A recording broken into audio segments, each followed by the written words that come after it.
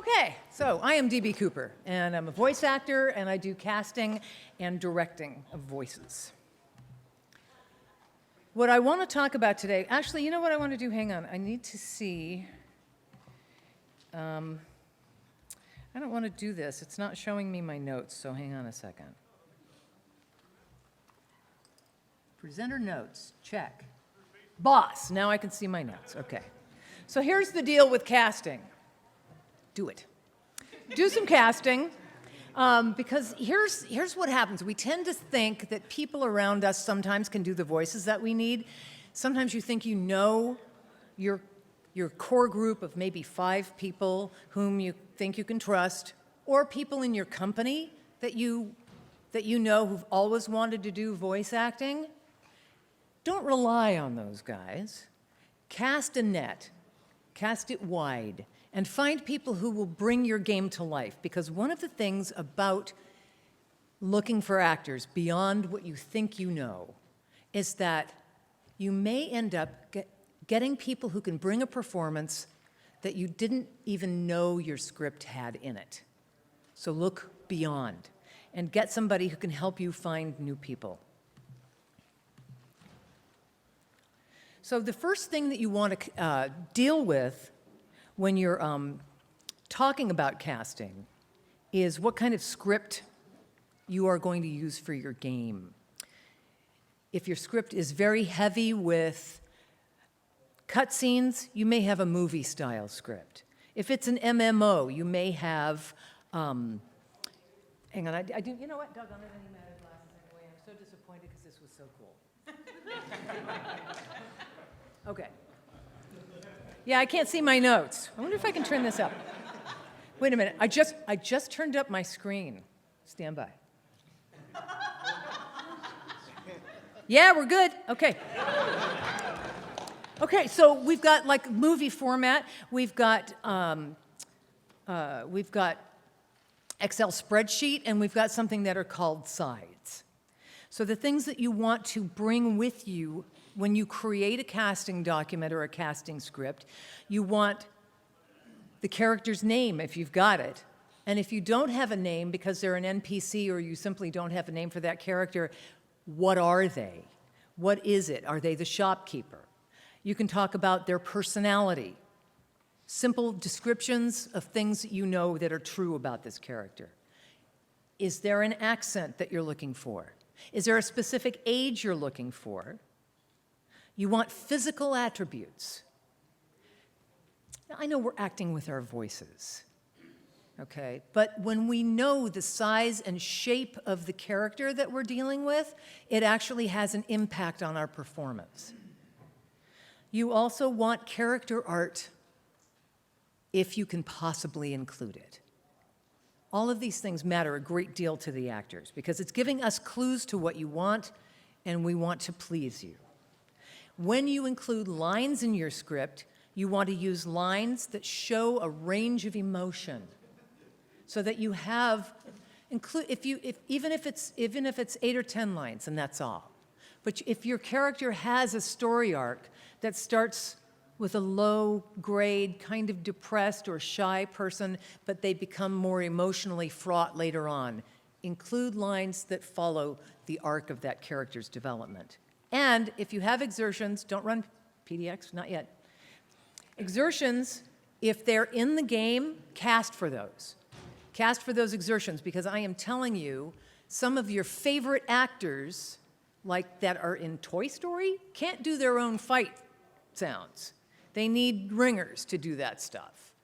So unless you're gonna hire 2 actors, you wanna hire an actor who can not only give you the character that you're looking for, but can also give you things. If your character has to fight and die, you need somebody who can fight and die for you. This is the movie-style script. The value in here of having the movie script, even though the lines are lined out for the things that the audition is not supposed to read, shows me the path of this particular conversation. So I actually have something to react and respond to as an actor. This here's a spreadsheet, as you know, and you can actually give this to actors that you trust and say, pick 20 lines, This is how we did it for Firefall. I got the script, and the director just said, pick 30 lines out of here and just read them for me. And so we did different characters, and we had these different short little bullet point lines. And so this is one of the choices that you have. If this is your game, you can actually use this. Here is a side. This is a side that is a single character. A side shows you just one character's lines. I really love the elegance of this particular script because it shows you how to describe the character. They've got simple things. They've got the species, the gender, the age, a little bit about what they're doing, about their world, and then character traits. You've got something called celebrity essence in here, which is what my friend Pat Fraley refers to as a star serving suggestion.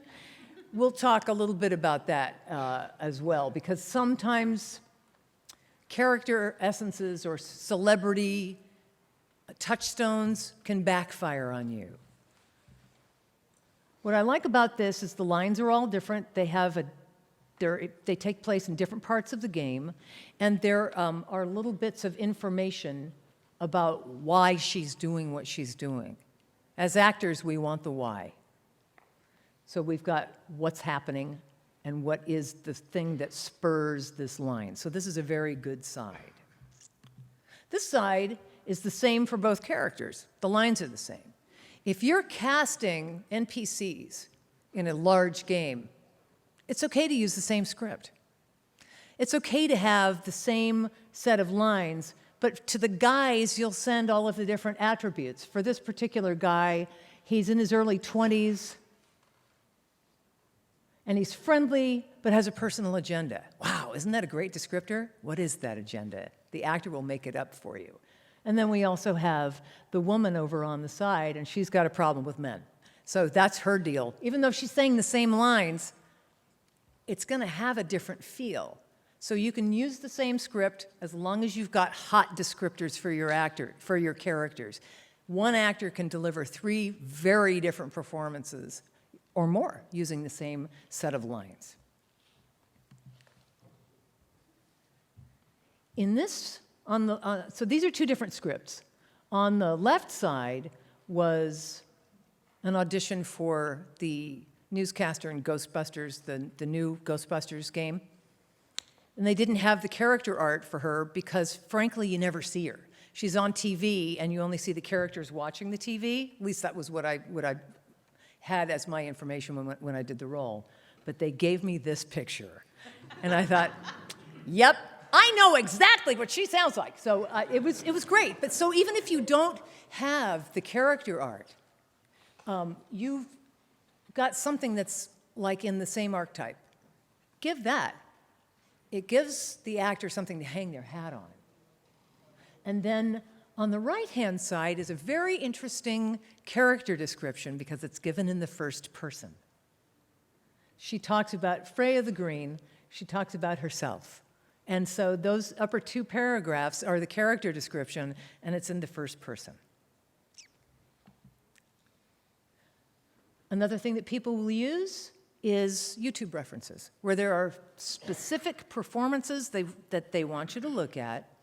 Here's what I'm hearing. This is better even than a star-serving suggestion, because you're looking for a particular performance. There's something piquant about that performance. And when we can go look at it, and especially if there are 2, I can compare them and go, oh, I see those similarities. There are a couple of things in here that are the same. I think I know what they want. In the end, what we're trying to do for you is give you what we think you want. That's what auditioning is. So the more specific you are, the better job the actor will do for you. Actors are good dogs. They want to be good dogs, and they want to give you what they want, what you want. They want to please you. So if you're specific about your commands, if you're specific about your needs and desires, it gives us something to focus on. If you're not specific, or you give us too much information, I mean, this is a little bit like the grocery store cereal aisle, you know? where you've got 85 different kinds of crunchy cereal. I don't need this as for an audition. I do need it for the performance. When, once you've cast someone, yeah, do this. This is great. But the problem with this is it's not germane to the audition necessarily. Not all of this information. There are some things that are going to be specifically needed. Tell me about the privation or luxury this character lived in. That will inform my performance for you in an audition. Tell me if there are certain things I need to know about characters I talk about in the audition so that I can be authentic about how I relate to those characters. All of this is not necessarily important. We are not talking about intergalactic communications and talking about social science in an audition. What you're looking for is a hot, rather quick performance from an actor. So give them hot, quick information. This is also overload. All of this was on one audition sheet. So we've got all of these personality descriptors. Clever, witty, Machiavellian, vengeful, deliberate, brilliant, slow to trust. Okay. Sure, I know exactly who that is. Okay? I know what some of this stuff is. And then the touchstone characters, okay, there are 5 of them there. So we've got Lord Vetinari, whom I actually adore, and then there's number 6 in Battlestar Galactica, and so in Game of Thrones. Okay, so we've got all of these, and then we've got vocal touchstones. Marina Sirtis, and we've got Kathleen Turner, especially in War of the Roses. What part? Really? So with the touchstone characters, what is it that's similar about all these? I don't know.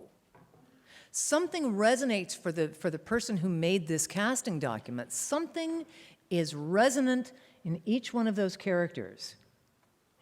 But I don't know what it is. I can make a guess. I'll do my best for you, but I may not hit it on the head because what I've got is too much information, and although you thought you were specific, I'm not in your head, so I don't know what you're relating to. And you need me to relate to the lines in order to get a hot performance. So the vocal touchstones, you're better off with something called an archetype. And archetypes are these wonderful overarching classifications for characters. So you've got a femme fatale and a tough guy and a wise warrior and a mad scientist and the snooty old lady and that awesome dad. And so you've got all of these. Those are great building. This is the skeleton that you can build on. So give me an archetype and let us build from there. Because then I'm not going to worry about Marina Sirtis, what part of her do you want? Kathleen Turner, how do they match? I need her as this, think of those two as the wise warriors. It's like, oh, okay, got it. And I can plug into that and take it from there. These kind of things engage the actor's frame of reference. So, when you are making a script, this is kind of a recap. You want the name of the character or the name of their place in the game. Any character art or something that applies to that character. You want their age, physical attributes, and seriously, the physical attributes is not just, they're a giant or they're an orc or whatever. The character art will help with that, but one of the things that we do, even though it's just voice, we embody those characters. So you've seen probably the fellow doing Gollum and how he's on the ground when he's doing the character. If we're not doing performance capture, we're doing that in front of the mic for you. We're creating the body of a smaller person, if that's what you need. Okay? Or if you're a giant, the giant is going to have a larger frame, and the giant is going to have a bigger, broader bit of projection for you. So that's going to affect my stature. I need to know that. Little bit of history, just a bit. What kind of accent?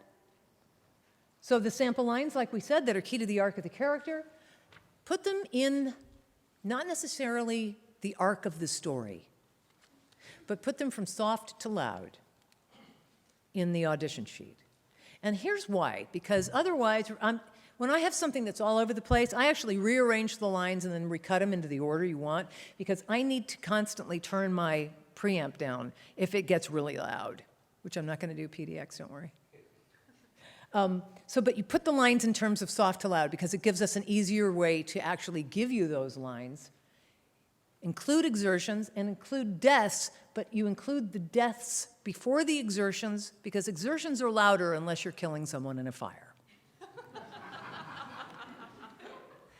Okay, which sometimes we're asked to do in an audition.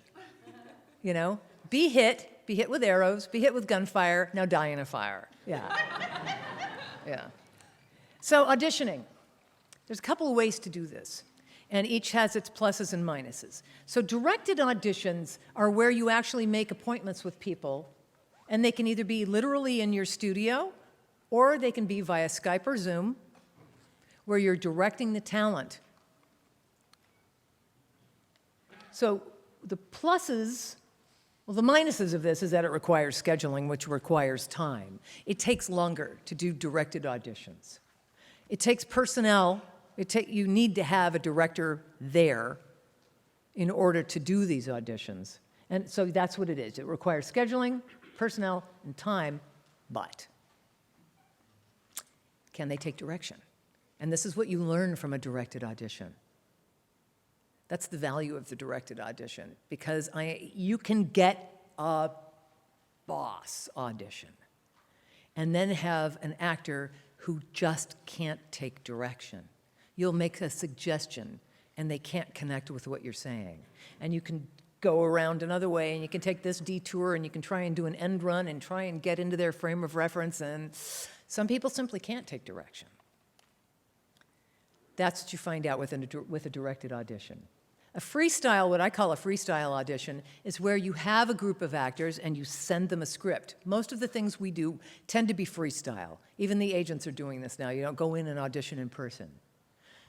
I'll email you a script, you read the script, you send it back to me if I'm casting.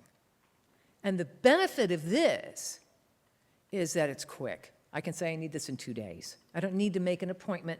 You can do this in your downtime in between sessions, or you can make up whenever it is that you're doing your auditions. It is quick, and you get your audition material back really quickly. So that's the value of it. You can hear the quality of the acting, and you can hear how easily they relate to the script. This is enormously beneficial. No matter what, you are auditioning the actor's talent as much as their recording space, unless you're doing the recording in one space, your space. You need to audition their studio as much as you need to audition their talent. The thing about sending scripts out and sending scripts to people you may not have considered.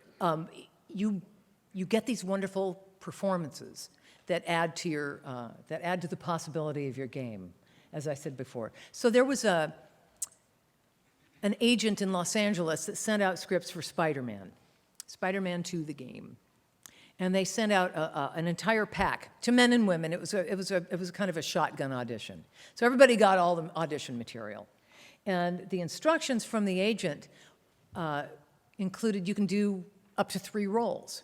And so there were 7 male roles and 2 female roles. And one of them was Aunt May, okay? So, I mean, obviously. So there was a woman who was in love with Spider-Man, and it wasn't Mary Jane. And then there was MJ, and then up to 3. Okay, well, I'll do a 3rd one, even though it's all guys. So there was like a kind of an inner-city gangbanger. Yeah, I don't think I'll do that. And then there was a young Hispanic kid, and that's really not me either. And then there was a Russian art collector who was about 50. And I thought, Anything in there include pronouns that absolutely have to be there? No? I'll do that. So I sent in that third thing, and I ended up being cast as a Russian in the game. So allow that. Now, someone was able to look beyond the gender and be able to say, yep, this actually works.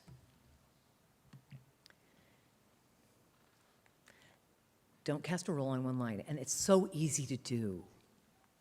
I cast a group of actors for a little VR game called Dead and Buried. And there were a group of different semi-real characters and a lot of ghosts. We also had the 4 horsemen of the apocalypse, and I sent this out to all my males and females that I was sending scripts to. And one of my wonderful ladies did this wonderful line as Pestilence.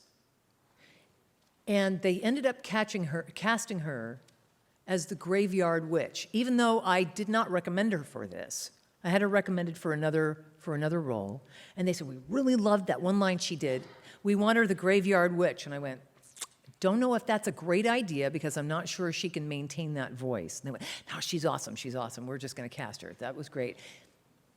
She wasn't able, the Pestilence line that she had was a short one. And the Graveyard Witch ended up with something like 60 lines. And the actress could not maintain that rugged voice for 60 lines. She couldn't do it. And we ended up having to recast the role. It happens more often than you think. You will hear something that will blow the doors off your casting vehicle. And you're going to think this is the awesomest thing you ever heard. But unless you hear it throughout the audition, please don't. Because you'll end up, there's going to be heartbreak somewhere.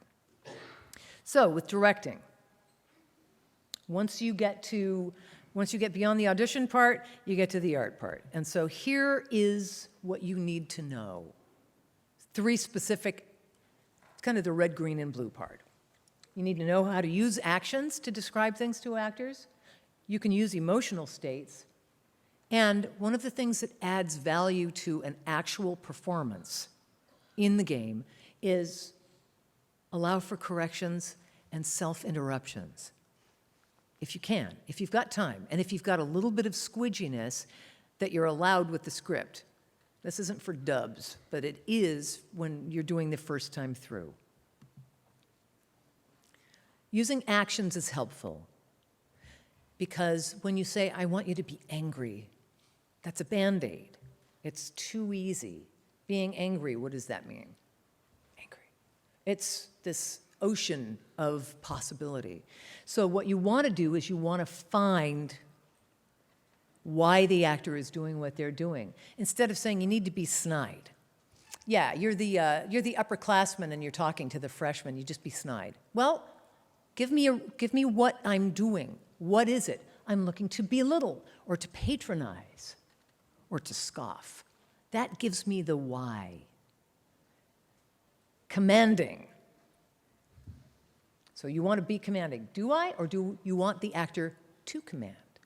Do you want their action to interrupt? Here's the angry. Sometimes angry, here's the older brother telling his sister why she can't go out to the abandoned disco roller rink, okay?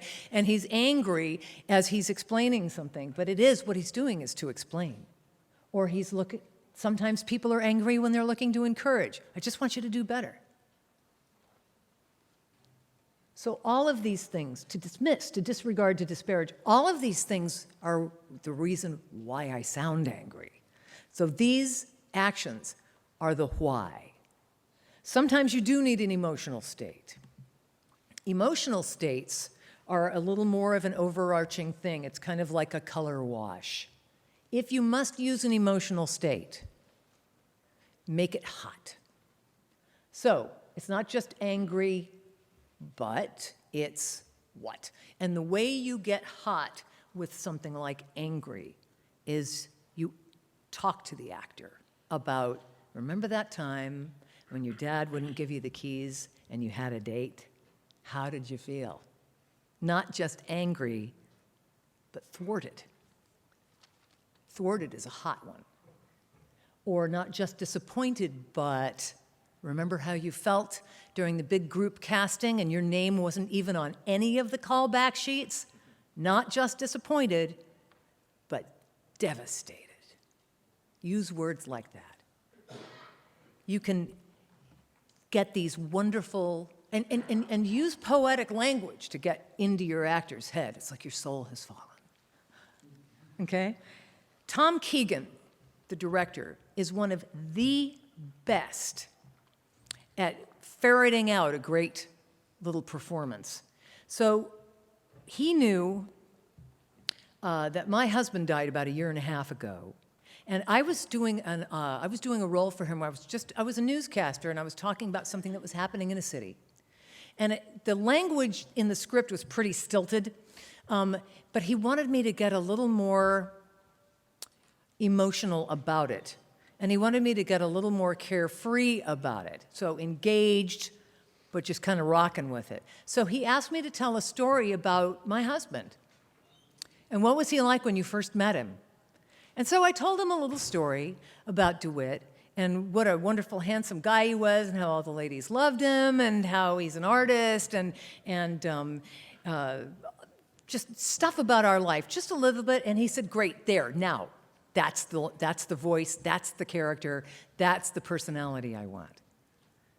So taking the time to, you do this on a front load, you do it in the beginning of your session when you're directing a session, is find a way into your actor's head.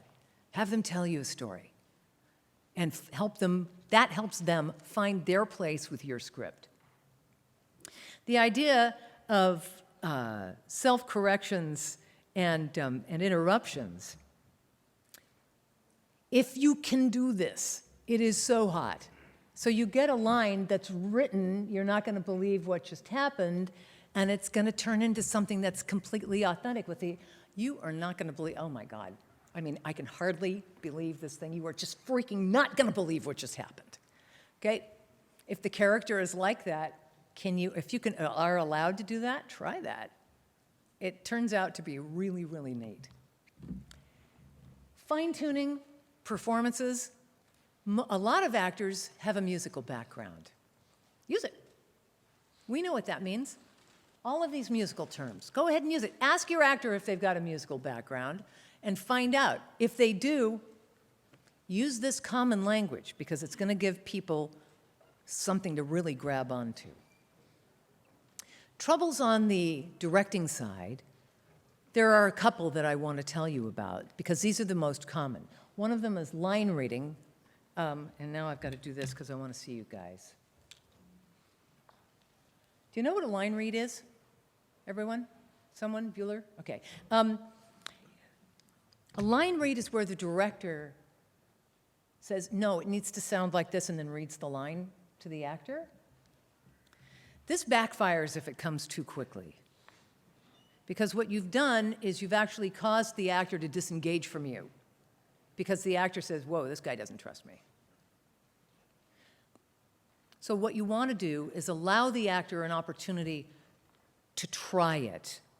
If you haven't necessarily been able to get into the actor's frame of reference and get them engaged and they're not getting the line, let it go maybe 3 times. Any more and the actor's going to lose confidence in themselves. So that's where you ask if you can give a line read. The actor tries again, you try to adjust, the actor tries again, not hitting it, you can say, can I give you a line read? And most of the time, if the actor hasn't asked themselves for a line read, then that's when you ask. And give the line, it's okay. Because what that does is that may clue your actor in, oh, that's the lilt, the tempo, that's what you're looking for. Now I understand. Because if you give it too soon, what the actor is going to think is, oh, this director wants me to simply parrot back in my voice what he's saying. So give it a chance. If it doesn't work, ask, and then do the line read. And the other thing is interrupting. If the actor's not getting it, and I mean, unless we're reading, the epic saga of awesome story, and we don't have a lot of paragraphs in game audio, in dialogue, there aren't a lot of paragraphs unless someone's being the storyteller. Most lines are fairly short. Wait to the end of the line to say, hey, you know what? Let's do it like this. You think you're being expedient if you interrupt the actor because you don't want them to go on. But what you've done is you've alarmed the actor. And you've made them feel inadequate or disconnected or that I can't trust you as a director. So you want to let them get to the end of the line and then you make an adjustment. Because then it's collaborative. You're not stopping the actor doing their work. It's going to be more receptive that way. On the other side of the glass are two common problems. We have racing and white lining. Racing is what happens when you have a script that's like this. And you've got similar lines. Lots of games have this. There are going to be things that are kind of iterative. Every line has to be spoken as though it's the first time this idea has ever been spoken in this world. It has to be the first time. It's going to be the first time the player hears it, and the actor needs to sometimes be reminded of that, because otherwise you end up with a line of stuff that looks like, oh, this is all the same. So we've got Skull is now king of the hill. Thermo is now king of the hill, and it kind of all sounds the same. And if you're racing, you're just going to the end of the line, and you're heading for the period as a goal. And no, all of these things, they're important for their own reasons. And the other thing that I call white lining, now you all are probably too young to remember when people used to drive tipsy and get away with it, okay? But white lining is where you're too drunk to drive home in your lane, so you put the middle of the car on a country road, okay, country roads only. You put the car's middle down the middle of the road so you don't end up in the cornfield, okay? That's white lining. White lining is right down the middle. Right down the middle, safe, kind of boring, and you don't want those performances either. If you've been doing a spreadsheet, white lining tends to be the kind of thing that does happen. You end up with things, if they start sounding the same, what you need to do is take a break. I'm D.B. Cooper.